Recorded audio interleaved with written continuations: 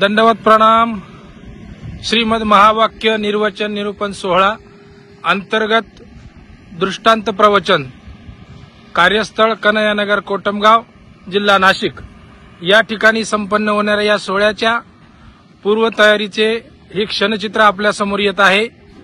या ठिकाणी गेली 8 दिवसापासून मंडप उभारणीची कामे चालू आहेत।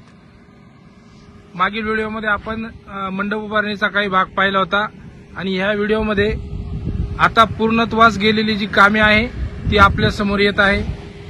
हे बघा, इकडे हा जो मंडप आहे हा पोथीचा मुख्य मंडप आहे। त्याच्या बाजूला जी व्यवस्था आहे ही राहण्याची व्यवस्था पुरुष मंडळीची या ठिकाणी संपन्न होणार आहे। जवळपास 2000 लोकांच्या राहण्याची व्यवस्था या ठिकाणी केली जात आहे। अथक परिश्रम करून आयोजक मंडळी, संयोजक मंडळी ही सर्व मंडळी या ठिकाणी हे काम करत आहे।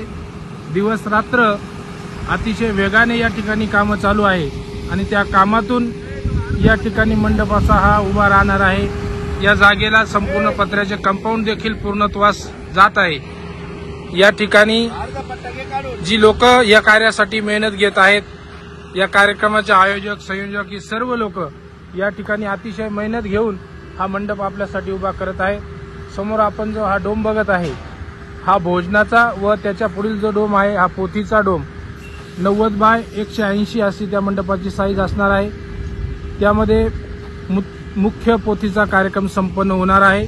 त्याच्याच पाठीमागे हा आपल्याला दिसतो हा भोजनाचा मंडप या ठिकाणी याचं काम आता सुरू आहे। राहण्याची व्यवस्था इकडे सुरू आहे पुरुष मंडळीची।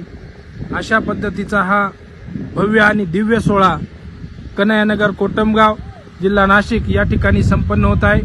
आता आपण फक्त या कार्यक्रमासाठी यायचं आहे आणि या सोहळ्याचा लाभ घ्यायचा आहे, जेणेकरून आपल्या उपस्थितीमुळे आम्हाला आपली सेवा करण्याची संधी मिळेल, गावकऱ्यांना आपली सेवा करण्याची संधी मिळेल।